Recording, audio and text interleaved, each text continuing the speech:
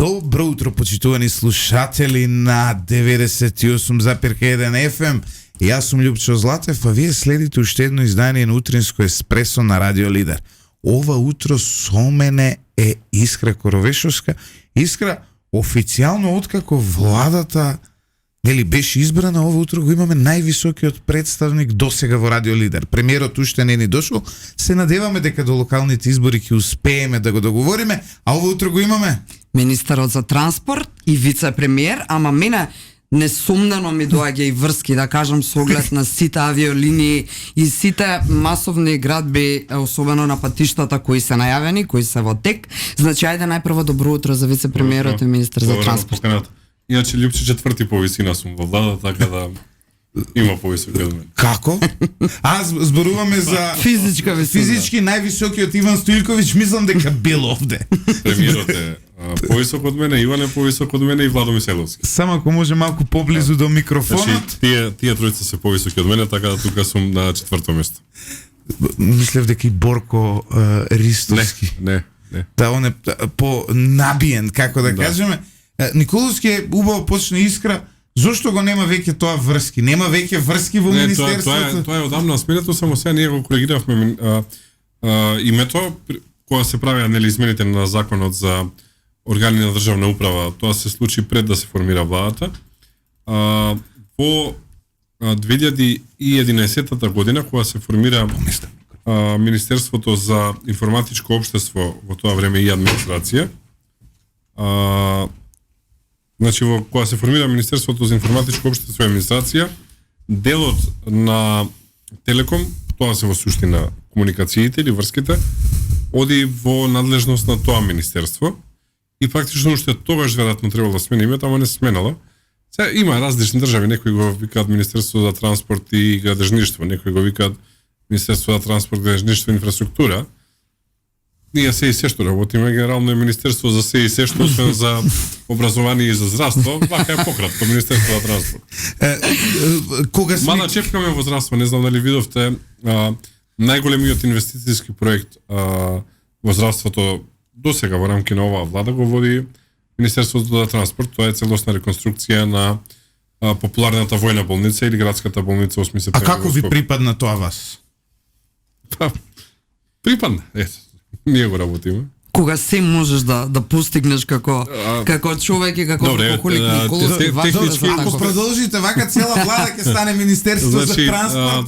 Технички да објаснам, проектот чини некаде околу 12 милиони евра без ДДВ, со ДДВ некаде околу 15, и успеавме да се договориме со концесионерот на македонските аеродроми, компанијата ТАВ, која што е сега собственост на француската компанија Аеропорт ду Пари, да донираат 14,7 милиони евра без ДДВ во Македонија, од кои што се договоривме 12 да одат за реконструкција на војна болница, а 2,7 милиони евра да одат за реконструкција на терминалната зграда на Охридскиот аеродром.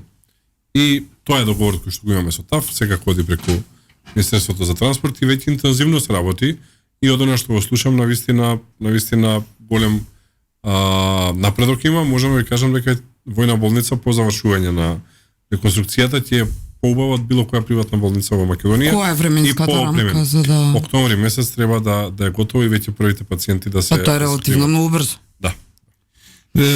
Ги споменавме авиолиниите, така влезе Искра, секојдневно има промоции на нови авиолинии. Последно видов, мислам дека беше до Лион, завчера до Франција, до Барселона, но вчера тука Столе Наумов утрински не провоцираше, разговаравме токму на овие теми и вели, но зошто до Будимпешта се е намален бројот на летови, односно биле... Не е намален, се укина таа целосно. Тоа беше единствената линија која што за која што Визер добиваше субвенција од унгарската влада. Субвенциите завршија, за жал бројот на патници е мал и затоа таа линија се укина. Ние се разговараме со компанијата Визер, затоа што најголемата база секако им е во Будимпешта, за да отворат линија за Охрид. Мислиме дека ќе е поатрактивна, имајќи предвид дека туристичкиот потенцијал е далеку поголем. а во однос на комерцијално Будимпешта не беше атрактивна затоа што во моментов има две други дестинации кои што се многу близко. Првата е Виена, каде што се лета и од Скопје и од Охрид, која што е само на 2 часа од аеродромот во Будимпешта, и втората е Братислава, каде што се лета од Скопје, која што е на час и 15 од аеродромот во Будимпешта, и практично нема толку патници од Македонија за 3 аеродроми во радиус од 2 часа да се обслужуваат на дневна. Злите јазици ќе кажат дека сте укинале за од страв дека ќе се врати Груевски. Смешни работи. Да, смешни работи. Искра, Да, ти јас, имаше подетална анализа околу Она овие што ме прашања. замолија да го прашам вице-премиерот, односно министерот за транспорт, е во каква форма се планира субвенционирање во однос на домашните туристи. Оние кои ќе сакаат да летаат на овие дестинации со кои се врзат Значи, на последно време. Јас лани кога бев избран забележав дека двата аеродроми тонат, и тоа драстично тонат. Значи она слика што се создаде за нашите аеродроми помеѓу 2010 и 2016, 17, 18 година, со корона кризата доживува целосен колапс и дебакал, и не може двата аеродроми да се вратат, а во меѓувреме се развива силна конкуренција. За жал Приштинскиот аеродром е подобар од Скопскиот. Тирана оддавна е број 1 на цел Балкан. Солунскиот аеродром е подобар од Скопскиот. Нишкиот аеродром почна да се надпреварува со Охридскиот, се по категорија, кажам, слична категорија. Валона, Албанија гради аеродром кој ќе се надпреварува со Охридскиот. На потегот помеѓу Солун и Јанина грците развиваат аеродром кој што треба да е конкуренција на Охридскиот. Така што двата аеродроми тонеа. Јас минатата година кога бев избран имаше пат од 25% споредено со претходната година, а и 23-та споредено со 22-та, а и 22-та имало пат во однос на 21-та. И сватив дека мора да го менуваме моделот. Еден од најголемите проблеми на претходниот модел на субвенционирање беше што беа врзани компаниите во рок на периодот за субвенционирање, уште толку да ја држа линијата без субвенции, и субвенциите беа за патници на заминување. Јас мислев дека е тоа грешка. Имавме тешки преговори со Европска унија ради антимонополски правила и заради правила на субвенционирање. И на крај се договоривме дека ќе субвенционираме патници на доаѓање, што поентата е луѓе да доаѓаат во Македонија, а не да ги субвенционираме тие што сакаат да си одат од државава. Така што сигурно забележуваат граѓаните и разлика во цени на билети. Значи субвенцијата е во случај во Барселона и Лион, доколку летате од Барселона за Скопје или од Лион за Скопје, а не обратно. Што по мене има логика, затоа што ние трошиме државни пари за да привлечиме луѓе да дојдат тука. Тие после тоа тие пари ќе ги остават на друг начин.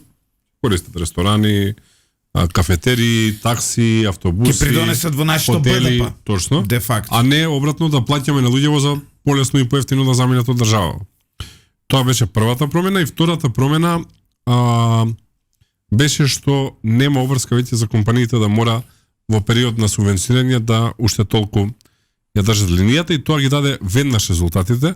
Ние во рок од неколку месеци обезбедивме 10 нови линии, од кои што 8 се од Скопскиот, 2 се од Охридскиот аеродром. Сега затоа што ја и таков ми е духот, никогаш не запирам, сега веќе работам на еден нов, заедно со тимот во Министерството, на еден нов модел, кој што не сакам да ветувам, но мислам дека ќе донесе најмалце 10, потенцијално и 20 нови дестинации за многу краток временски период. Па моделот е многу едноставен. Сакаме да ги зголемиме субвенциите.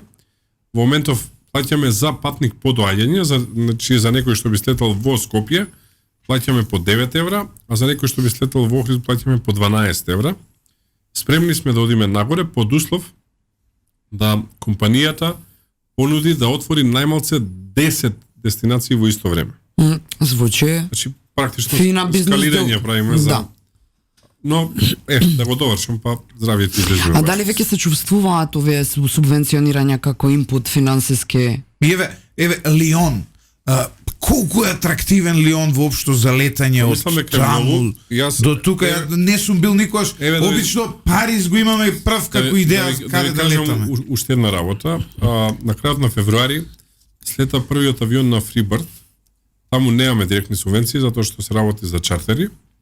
Јавноста може би знае, може би не, мислам дека е слабо промовирано, дека секој ден на Скопскиот аеродром слетува најмалце по еден, а некогаш и по два авиони кои што се регулар полни, помеѓу 180 и 200 патници имаат, со туристи кои што доаѓаат во Македонија. За прв пат Македонија се отвори во зимска сезона. Амбицијата за година е најмалце по два авиони да се и да слетуваат на Охридскиот аеродром, затоа што сега слетуваат на Скопскиот и патуваат за Охрид, што значи дека ние секој ден имаме по 200 нови туристи. Тие остануваат најмалце по 4 дена, што значи дека во еден момент вие имате 800 туристи на Охридското крајбрежје во крајно неатрактивни месеци. Се полнат хотелите, се полнат рестораните, се полни чаршијата. Огромен импут е и Turkish Airlines, број еден компанијата во светот, лета од најголемиот аеродром во Европа за Охрид, што е многу добро и за конектинг летови. Познавам многу луѓе од Австралија, например, или од Канада, кои што директно сега си летаат за Охрид. Апсолутно. А се попотекло од тој крај таму, или од Битола, или од Прилеп, да им е поблиску. Така што на Охридскиот аеродром веќе драстично се гледа разликата. Скопскиот исто така качува. Скопје има 8 дестинации, значи ги кажавме веќе Барселона и Лион. Дубај за скоро време ќе почне, чекаат испоракано нов авион. Понатака од Скопје го имаме Парис, Орли, аеродромот кој што е најблиску до центарот на градот. Понатака од Скопје го имаме Амстердам како дестинација која што претходно ја немаше на мапата на Скопскиот аеродром. И во следниот период уште 3 дестинации ќе се отворат во следниве 2-3 месеци, што тотално Значи имате 10 нови. 10 нови, да. Немој некој погрешка да помисли дека само до 10 локации се лета. Субвенции даваме само за нови дестинации, иначе во моментов од Скопскиот аеродром се лета на 56 дестинации директно, од Охридскиот аеродром се лета на 8 дестинации, значи имаме 64 директни летови секој ден од Македонија кон разни центри или обратно од 4 центри доаѓаат во 2 центри. Значи бројките се сериозно оптимистични. Ова што го 3 милиони да поминиме ова. Добро, не можеме да не ве прашам зошто тоа беше досега тешко да се направи од претходната влада. Зарем не им беше И зарем не е со таа приватизација на ТАФ, односно на аеродромот кој сега де факто е под концесија на турската компанија, зарем не им одговара нив повеќе за да го разработат. Нема ли тие иницијатива до сега? Морам да кажам дека се активен партнер. Веќе компанијата не е турска, веќе е француска, затоа што ТАФ е сега собственост на аеропорт до Пари и помогнаа доста за Скопје-Парис. А кога веќе се случи Скопје-Парис, јас заради македонската диаспора беше големо барање, побарав и Женева. И тоа е следната дестинација која што не ја кажав. Женева Скопје исто така имаме директен лет. Париз Скопје и Женева Скопје лета EasyJet. Иначе од Париз веќе имаме од 4 аеродроми кои што гравитираат околу Париз, од 2 аеродроми се лета директно за Скопје. Значи лета Визер од Буве и лета кој што е најдалеку од 4-те, од центарот на градот, и лета EasyJet од Орли кој што е најблиску до центарот на градот. Се договоривме ова интервју да не говориме многу за дневно политички прашања. Не замоливте, велите, има толку важни работи кои не се искомуницирани, ние се занимаваме со теми кои реално не го менуваат живењето на граѓаните, да не зборуваме за политички суетини и така натаму, така што ќе ве прашаме едно мешано и дневно политичко, но и во вашата сфера. Имено, бевте во Јапонија на сајмот на Експо. Не бевте на Експо вие? Не. Мислев дека сте дел од делегацијата. Но ни за замерки во домашна така атмосфера. Имаше сериозни замерки за големината на делегацијата. Па велат, биле 50 души, имало сопруги. Разбирам контекстот на прашањето. После бомбите, оние популарни прислушувани разговори, политиката во Македонија страда стана. Нели често ќе чуете најголеми звезди се политичарите, тоа е затоа што е страда стана, не. Ама добро е затоа што се ги гледаме и на скапи журки како Филипче. Се занимаваат со нашата работа, туку се занимаваат со останатиот дел од животот и тоа е последица на тој воеризам кој што се случи тогаш. Нормалните работи во Македонија станаа ненормални, за жал.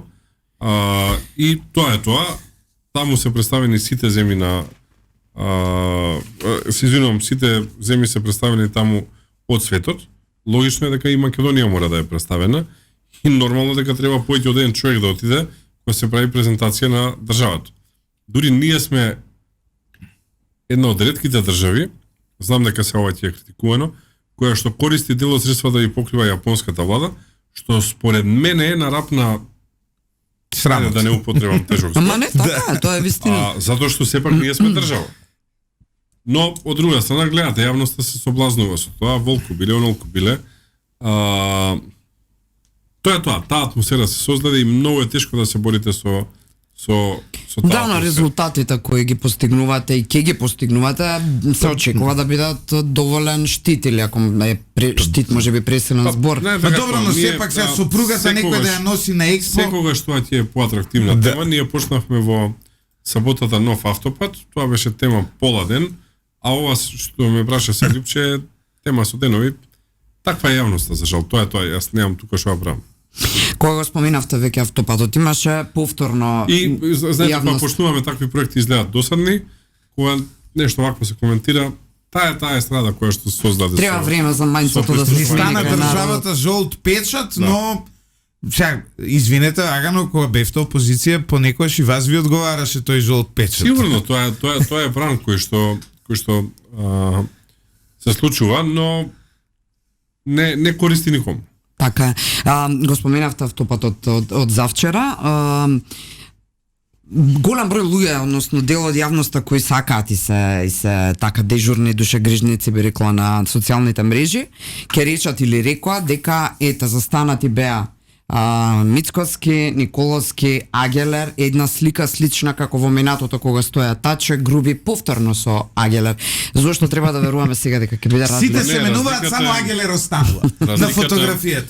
Разликата помеѓу тие фотографии и овие фотографии е дека на тие фотографии нема активности или видео снимки, на овие фотографии и видео има огромни активности и јас го кажав всушност тоа и во обраќањето, кога ние бевме лани избрани во јуни месец, од вкупниот број на парцели кои што треба да се експроприираат, затоа што за да се гради автопат во случајов мора да се реши имотно-правните односи.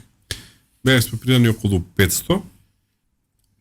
Во период од јуни до април, че зборуваме за 10 месеци, се експроприирани 2500. Тоа што претходната влада го направила за 2 години, ние помножено со 5 го направивме за 10 месеци и во моментов во Македонија има како во ниедна балканска земја отворен фронт на 4 автопати кои што се градат паралелно. Се гради Охрид Кичево, се гради Гостивар Букојчани, се гради Тетово Гостивар, се гради Прилеп Битола и еве најавувам во моментов имаме повик, ќе се гради спојката помеѓу двата автопати, а тоа е Кичево Букојчани, што значи дека во исто време ќе се градат 5 автопати во Македонија, што е сериозна мобилизација и на ресурси, и на луѓе, и на машини. Имаме Ако толку сакате, работници ние. Нешто имаме, нешто увезуваме, но уште повеќе покажува капацитет на администрацијата. Многу често луѓето знаат да ја критикуваат администрацијата, но само да прати 5 огромни проекти Министерството за транспорт е огромна работа, камоли да ги реализира. Дополнително на тоа имаме реализирани 2 големи проекти кои што ги пуштивме во јануари.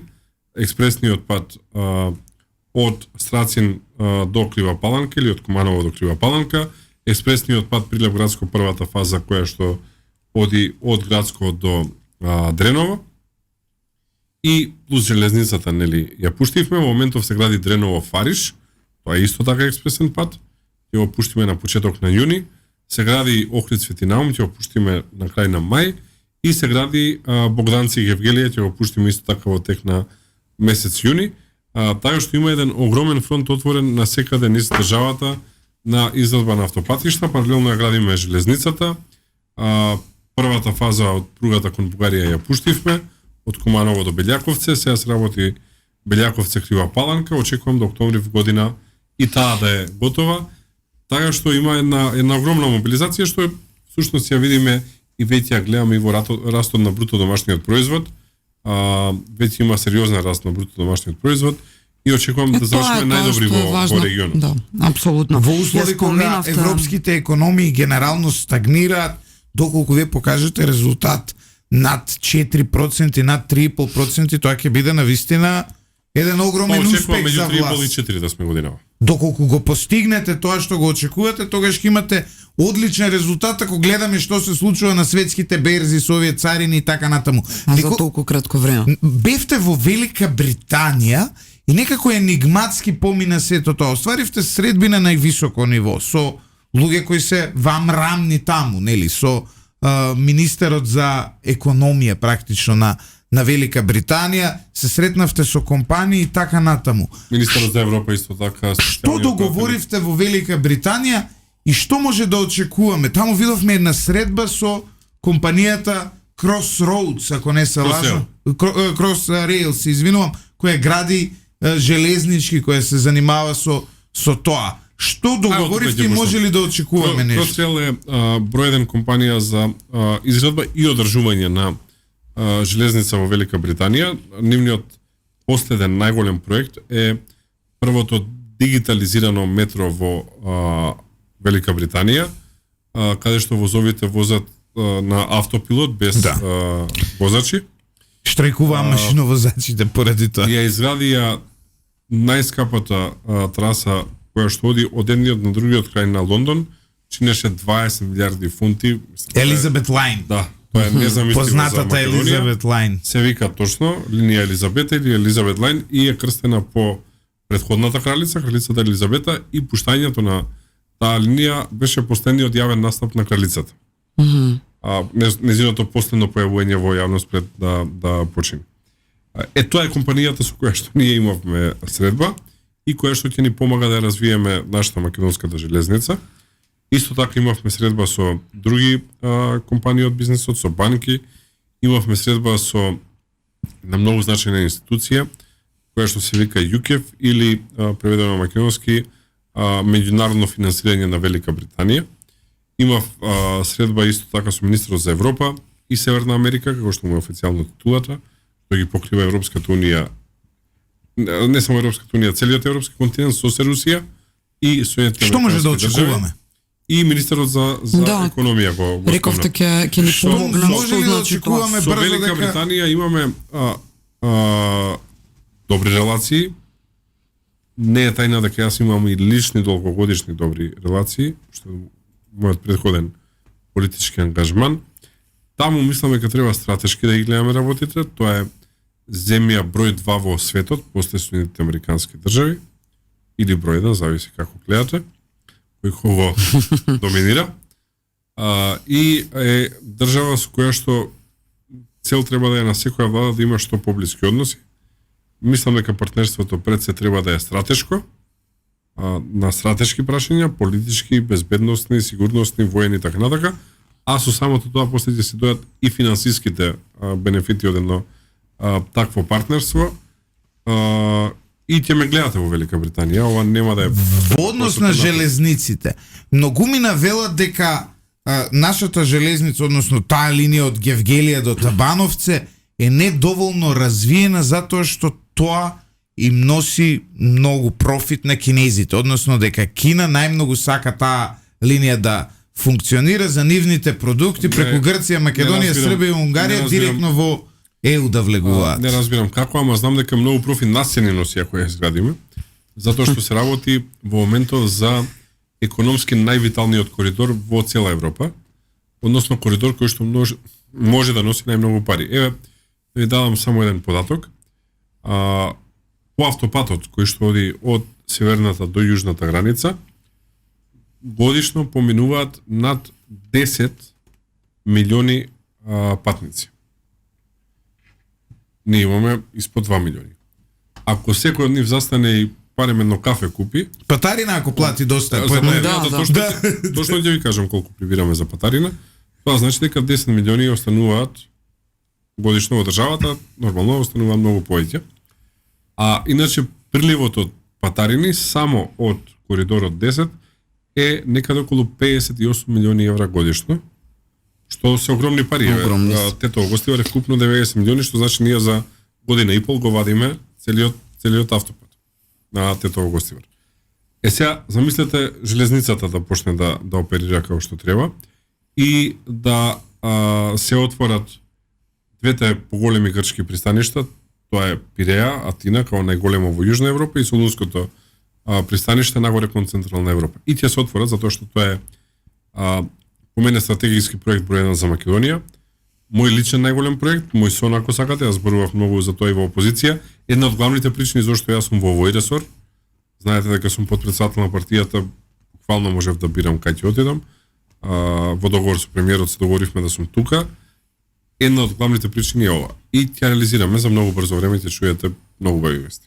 Значи, може имаме навистина наслов, убава. еве зошто Александар Николовски станал министар. Па не го кажувам ова прв пат, Да. го кажувал и претходно, но мислам дека и да се повтори. Да се истакне. Сакам да имаме пруга која што во патничкиот дел ќе оди 160 до 200 км на час, а во карго делот ќе оди со максимална брзина што е возможна во карго, тоа е 120 км на час, значи карго возовите, оние сме ги гледале по филмови кои што одат со илјадници континери позади себе, кои што имаат должина од 750 метри. Че замислете, една композиција е 750 метри, тоа е отприлика дистанца од овдека до Нова железничка. Некој ќе рече дека сте кинески човек поради ова. Затоа што Веројатно кинези, некој што нема работа ќе се коментира, јас кажувам пошто резултати. геополитички тоа било патот на свилата, така се презентира. Како и да јас од пак многу- гледам министар кој од збори со многу- ваков да. жар за Геополитика ние во сиромаштија завршуваме, но тоа се други теми. Значи во карго делот ќе одиме со максимална брзина која што е возможна за карго возови, тоа е 120 км на час. И да, тоа на филмови сме го гледали. Значи тука ќе имаме конкурентни на најдобрите пруги во Европа. Во патничкиот има побрзи, ТЖВ во Франција е 300 до 320, Deutsche Bahn е отприлика исто. Кај нас нема толку територија за таа брзина. Север-југ целата пруга е некаде 200 и нешто километри, но каргото со 120 км ќе значи дека државата ќе се поминува за помалку од час и пол, што многу ќе значи за развој на трговијата и очекувам тоа да е златната кокошка на македонската економија. Апсолутно. Навистина Што значи сте тоа? турбо, не покривме ни 5% од се ова што го работите. Еве, последно пишав на Тајм Николовски од вчера вест, работиме на дуб за бањата Кежовица, очекувам браната Отиња да биде готова следната година. Морам да кажам Да, дека вчера тука бев има нешто. два термини кои мене буквално ништо не ми значат. Ниту Кежовица знам каде е и како изгледа, а ова Отиња е еден значи- термин кој прв пат во животот го слушам. Морам да бидам искрен. Не си ја Да. знаеш Македонија. Второто е ново, за првото значи по ЗПО слабо, си ја спомнал лекцијата. Се учеше по запознавање на природа и општество. Добро, ама одамна Во тоа. четврто деление за бањи низ Македонија, Болен бев баш Кежовица тој е ден, да. Као една Вучич од сега и ја. попознатите. Значи, што правиме во Штип? Во Штип инвестираме многу и мисламе дека треба да се инвестира затоа што е центар на источниот дел од Македонија. Градиме комплетно нова обиколница која што отвара во простор околу четвртина плюс од тоа што е градот сега. Откако ќе се заврши обиколницата, таа се финансира со средства од владата, оди преку Министерството за транспорт и општината. Целиот тој дел треба да се изурбанизира и бањата Кежовица, која што има една од најтоплите термални води во Македонија, ќе биде директно пристапна на експресен или на автопат. Со ова обиколница која што ја правиме, преведено од дома во Скопје по пижами до бања во Кежовица од здравствени или од причини за релаксација, нема ви требаат повеќе од 30 до 40 минути. Тоа ќе значи многу и за гостиостранство и таму развиваме цел еден комплекс. Ако возите Затоа 180 веројатно. Не, ако возите Па до Штипе негде 40 колку минути. што е дозволено. Да. Затоа што директно од автопат ќе се излегува. И развиваме цел еден нов комплекс кој што ќе треба значи модерен бањски туризам. Сега не застануваме тука. Голем проблем на источниот дел од државата е што со исклучок на Дојран скоро и да нема каде да се релаксираат луѓето и затоа влеговме во изградба на Вештачко езеро по концепт слично на Мавровското езеро. Мавровското езеро произведува електрична енергија, но главно е езеро за Немојте само туризам. така пресушено да го направите, И- затоа што 6 месеци во годината нема ништо во Мавровското езеро. Таму е проблем на претходното раководство на Елем со струјата, ама да не бегам од темата. И сега градиме нова брана, која што треба значи ново Вештачко езеро над Штип, на реката Отиња, кое што ќе е прво езеро за рекреација изградено во независна Македонија, последното изградено во независна Македонија треска, кој што за жал пропадна во комунизмот, и ќе е прво езеро во источниот дел од државата. Околу него планираме викенд населби, што значи дека за најголем дел од луѓето кои што живеат во источна Македонија, на дистанца од 10 до 60 минути ќе имаат каде да се рекреираат летно време и каде да одат по релативно пристојни цени. Затоа што едно е да отидете на одмор 7-10 дена и тоа не дозволува домашниот буџет толку, а друго е цело лето треба да поминете, особено викенди и така натака. Следна година ќе го завршиме и ќе почнеме да го полниме и очекувам дека првото сефте, првото капење ќе биде летото 27 година.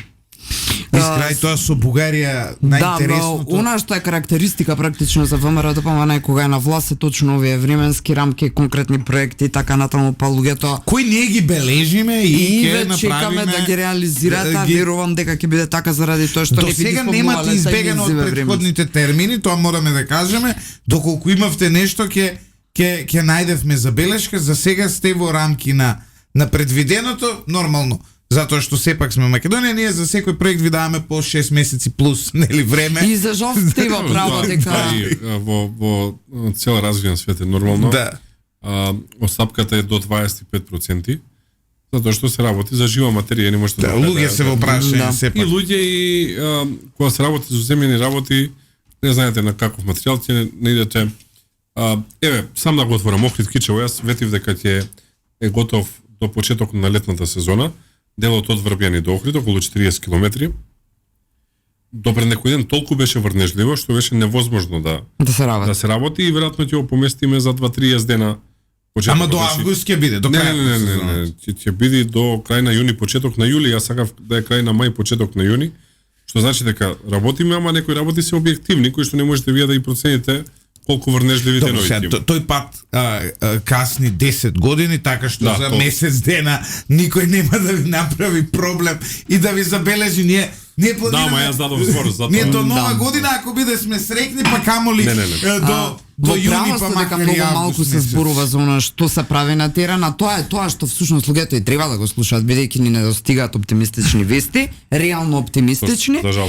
И за жал трошиме како медиуми многу време на дневна политика и токму тоа ќе го направам сега јас. Тоа најинтересното значи, за крај го оставаме. Значи, вие во едно од последните интервјуа на 360 еве рековте дека очигледно од Бугарија не сака да ја гради пругата и брзо потоа бугарскиот вице-премиер и министер за транспорт Гроздан Карачов ви одговори, односно ги отфрла тврдењата и вели дека го испративме договорот, а каде Николовски да го подпише, додека Николовски го зборува ова, возот помена низ Перник, низ Радомер и стигна до Кюстендил, а оттаму стигна до последната станица Гюешево за да го чека македонскиот воз, односно тврди дека раскажувате македонски приказни за добра ноќ. Да сега во Бугарија има повторна политичка криза и возможно е пак да има избори, за жал. Не е добро за нас што соседот источен е така нестабилен и пак ја отварат Македонија. Како тема, очигледно, мислат дека на тоа може да добиваат избори. Не добиваат, излезноста им падна на 25 до 30% на последните избори. Така што ова е политичка изјава, ова не е суштинска изјава. Јас многу пристојно кажав дека едно се дела, друго се зборови. Во моментов на коридорот 8, кој што ги поврзува Италија, Албанија, Македонија и Бугарија, во делот на железницата, единствен кој што гради е Македонија. И сега вие може до утре да раскажувате приказни, како што вели министерот, може секој ден по 5 интервјуа да давате, прашањето е дали на терен се работи или не. Со цела почит, тој е министер кој што треба да гради, не е портпарол на влада кој што треба да зборува. Така што на целиот коридор 8 само ние градиме во моментот. Се гради втората делница која што оди од Белјаковце до Ива Паланка во должина од 34 км и ќе завршиме до година. Морам да ви кажам за тоа со Белјаковце на нивната страна не се гради ништо, како што се жали во Албанија. А што е приказното со договорот за кој? Па тоа е, знаете како кога сакате да наоѓате изговори во животот, ќе ги најдете секогаш. Значи, откако минатата година тие не покажаа спремност да се договориме заеднички да изградиме пругата, ние решивме да не фрламе залудно 560 милиони евра и решивме да влеземе во диалог со нив. Веројатно очекува дека ќе нема диалог. Почнавме диалог, имаше една средба во Брисел, барање на неутрален терен, отидовме. Заврши средбата добро затоа што ние имаме аргументи, добро за нас. После барање во Софија да е втората средба, ајде отидовме во Софија. И таму заврши средбата добро затоа што аргументите се комплетно наши и требаше третата да е во Скопје и затоа што се тие кои што се решија во Скопје да не доаѓаат. Добро. Ние рековме било каде, било како да се договориме, но суштината е дека очигледно не ќе да трошат пари за проект кон Македонија и од тогаш само одлагаат. Јас броев преку 15 имаме што официјални дописи, што мејлови пратено со барања за средба. Од нивна страна е пратена само една драфт верзија на договор. Не постои човек на светов кој што подпишува договор бланко. Не можам јас бланко договор да подпишам, мора да се сретнеме. Драфт верзија баш. Да кажам кои се моите гледишта, забелешки, нормално тие да дадат од нивна страна, да се усогласиме, ма не е дека тие вчера се во политика па не го знаат ова, ама така им одговара. И ја ви гарантирам и бланко да го подпишам, пак нема да работат, ќе најдат друго образложение, а иначе возот од Софија до Перник требаше да оди со 120 до 160 км на час, но 550 милиони евра кои што ми ги даде Европска унија во јануари месец годинава ги пренасочија наместо на Софија Перник на Софија Бургас, иначе Софија Перник оди кон Македонија и во моментот возот кој што го има ретко точно е дека оди до Кюстендил, ама оди со 20 до 30 км на час. Тоа не е пруга за 21 век. Не поканивте како медиуми на таа линија до Белјаковце. Ја бев шокиран, морам да признам. Прво, бев шокиран затоа што таму возот се движеше навистина брзо и дури разговарав со машиновозачот што вели ова е под максимумот многу затоа што нема технички приеми, смееме максимум 80 или 70 да возиме, но рече може да оди ова 120, 130, не знам колку. Но она што ми беше интересно е дека тргнавме од Куманово. Во Куманово имаше на навистина жална, стара, не знам дали од краљевина оставена Југославија или од комунизам. Од тогаш не, од претходно. И потоа стигнавме во Белјаковце, кое е исто као ова Отиња, прв пат го сретнав како термин.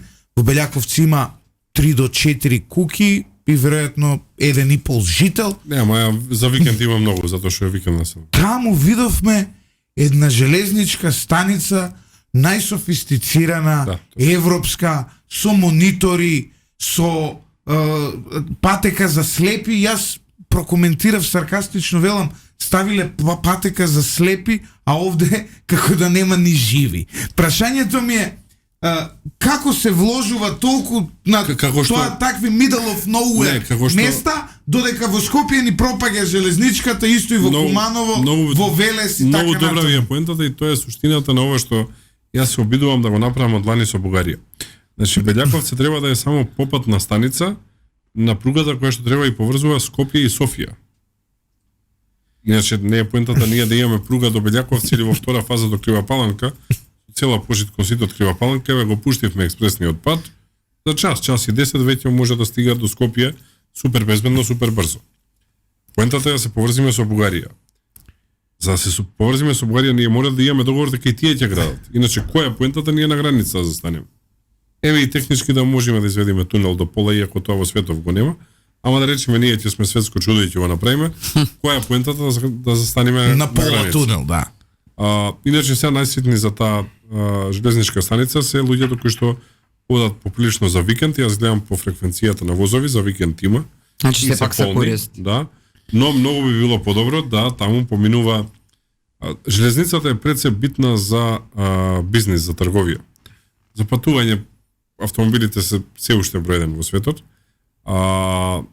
Таму било добро да поминуваат големи товарни возови, како што реков со 750 метри, да имаме ние голема трговска размена со Бугарија и да правиме бизнис. За жал, моментов тоа го нема. Не знам, јас сум бил на многу железнички во светот. Джордж Орвел, славниот британски писател, вели за да го видите нивото на развој на еден народ, видете ги јавните тоалети на железничките. Иначе за новата железничка во Скопје, што популарно се нарекува, ќе зборуваме за брзо. Тоа ќе ми беше следното прашање. И ти е за многу брзо најубава на Балканот, ама ти ме викнете. И јас кога одам таму го барам мавзолејот на Кензо Танге. Откритени барам малку. За брзо ќе ме викнете, ќе позволувам. Имаме ми се чини околу уште 5 минути, Љупче, ако грешам. Да. Сакам уште еднодневно политичко. Еве, прекусила 10. Уште еднодневно политичко, кое што исто така е можеби непотребно за трошење време, но новинарски е легитимно и треба да се праша. Имено многу мина ги заболи, еве и мене лично како човек, изјавата на Марта Кос, еврокомесарката за проширување, дека сме ни една тажна приказна, дека ако на нас чекала, не знам, Украина треба да почнела 2045 преговори, така натаму и така натаму. И во една ваква констелација, со ваква позиција од еврокомесарка за проширување, во која нели вообичаено се крстиме народски речено да ни помогне на патот, излегува една ваква позиција, од друга страна имате и Бугарија. Едно од прашањата која меѓу јавноста се отвара е дали конечно треба да ја напуштиме како држава преговарачката рамка и да се концентрираме еве на овие проекти кои вие ги зборувате и едно подпрашање таман за телекомуникации, иако врски веќе не се. Само да не ме ја дислоцираш поентава сега. Не знам дали знаете еден факт. Македонија од 2006 или 2008 има аплицирано да влезе во она европска роаминг мрежа заедно со сите европски земји, нели? Као сега што сме Западен Балкан со Србија, со Црна Гора, каде што ни важат исто како дома, да биде така со цела Европа. 20 години подоцна се уште нема никаков одговор на таа наша апликација, а Украина би требало во септември да влезе во таа европска роаминг мрежа. Проблемот со Европската унија е јасен и е во два дела. Првиот е политиката на одлучување со консензус. Вториот е замореноста од проширување. Приказната со проширување заврши во 2007 година со еден мал геостратешки исклучок со Хрватска 2013 година. И јас ќе ве вратам на 2018 година, кога еретички звучев во македонската јавност и кога кажав дека дури Македонија да го промени името, што се случи таа година, нема ни да започне преговори за членство со Европската унија, камоли да ги заврши. Еве се случи тоа. Напаѓан, навредуван, омаловажуван и така натака. Се редеа соопштенија против мене, колумни од овие европјаниве. А јас тоа кажав затоа што најголем дел од овие кои што во моментов во Македонија креираат јавно мислење или се во политика, имам поминато многу повеќе време во Европска унија и сум еден од ретки, не можам да речам единствен, но еден од ретки кои што имал високи позиции во европските институции таму кај што ние можеме, во случајот во Советна Европа. Така што ја многу добро ги знам, имам добри пријатели таму, знам како функционираат, ја знам енергијата и мислам дека не е честно да го лажеме народот за разлика од многу други, пред се првенци на СДСМ и ДУИ, кои што го лажат народот, затоа што е јасно дека Македонија нема проблем со најсилната земја членка на Европската унија, има проблем со најслабата или втората најслаба и да сакаат големите центри во Европската унија, да Македонија стане членка на Европската унија, проблемот за Бугарија ќе се реши за едно предпладне или едно попладне, ќе отиде еден дипломатски тешкаш, ќе им каже што треба да им каже, и вечерта ќе си ја дома на вечера со фамилијата, ние ќе почнеме преговори. Се друго се бајки, приказни, тажни, сретни, полусретни, тоа е веќе прашање на вкус, но ова е вистината и мора на народот да му се кажува честно, отворено и во очи, затоа што воспротивно после се создаваат големи разочарувања и големи фрустрации. Како ќе одговорите на Марта Кос? Одговорив со ова.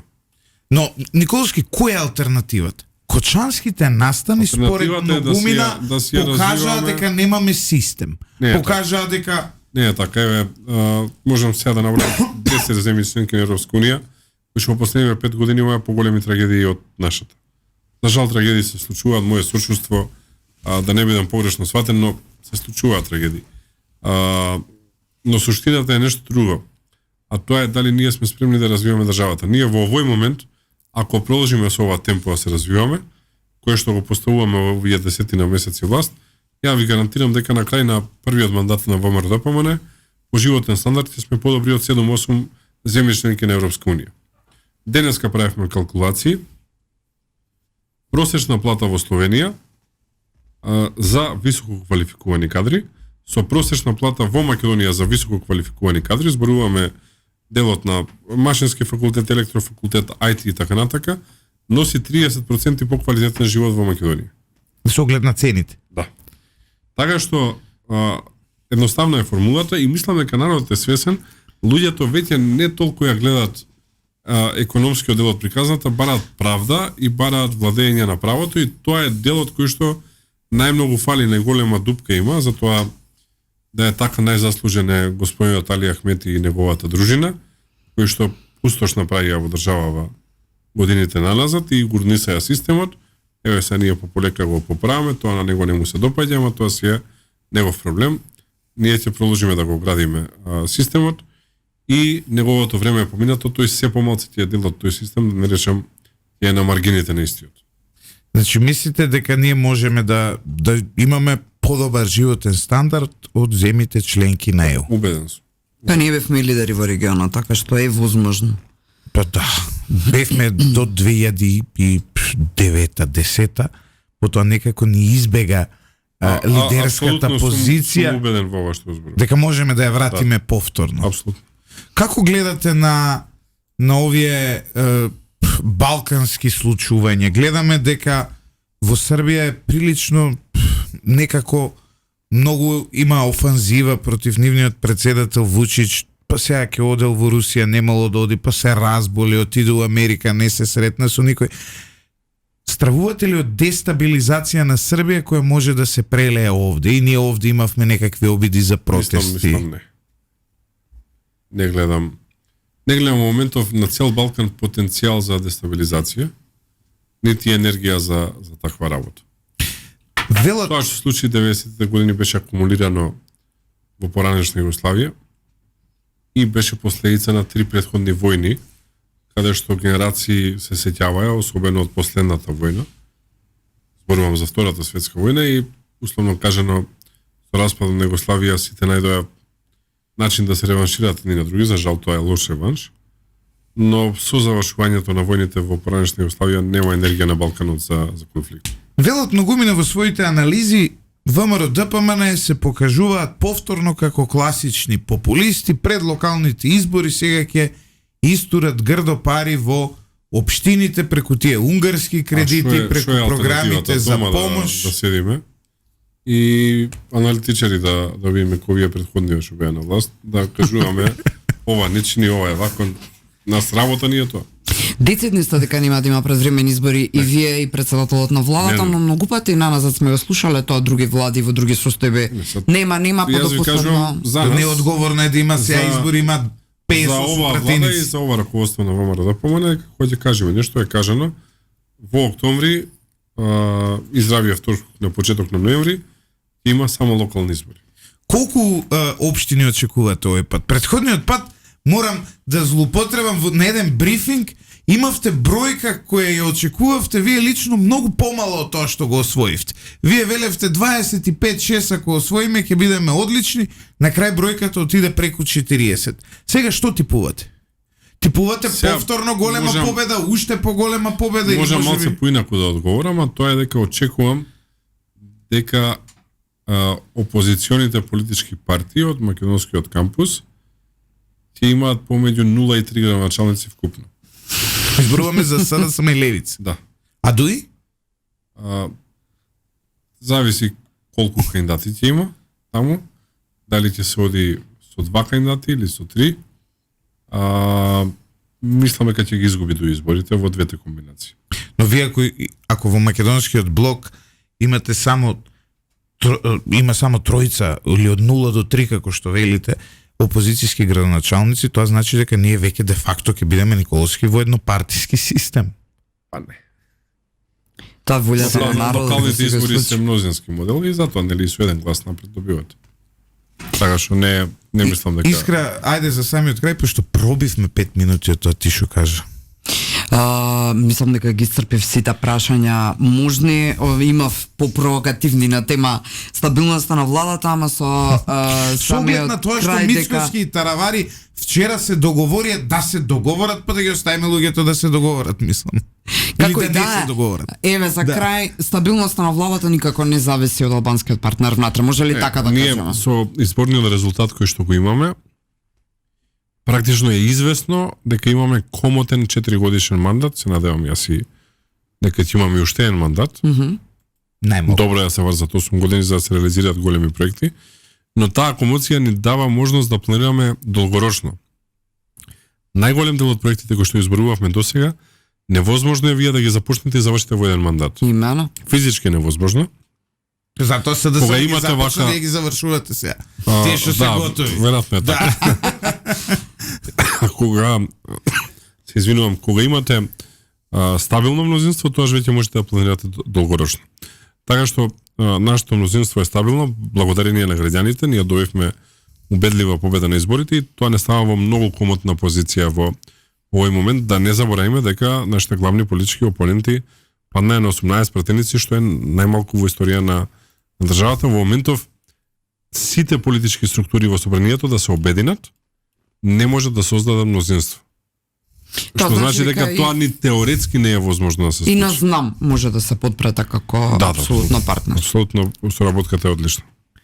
Благодариме. Николовски ви благодарам. Динамичен и Навистина прецизен. одлично. Беше задоволство. Интервју Поздрав малку на сите што ме поразлично, слушаат. обично кога ни доаѓаат високи владени представници, зборуваме исклучиво за дневна политика, ама малку да смениме фокус, да видиме што се случува Мене во како граѓанин државата. исклучително ме значи да слушнам вакви конкретни проекти и активности, бидејќи Замисли, што ќе јадеме возиме ние по од дневна 5 политика. нови автопати во наредните колку години?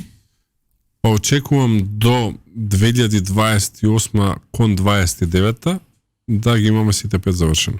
Тоа ќе биде навистина добро, почитувани слушатели, еве, да се надеваме дека ќе се реализира овде. Во меѓувреме се уште црн чат во Ватикан, не е избран нов папа, црн чат има и во владата, не знаеме што ќе се случува со Таравари. Токму затоа во овој дух ја завршуваме оваа емисија. А вице-премиерот го чекаме за некој недела За да месец, може видиме да со видиме тефтерчето до каде сме стигнале. Со се ова, вие останете со 98,1 FM, слушајте добра музика, читајте lider.mk, а утре со Сотир Костов ќе анализираме дали може би Белчат, дали од Илинденска, дали од Ватикан.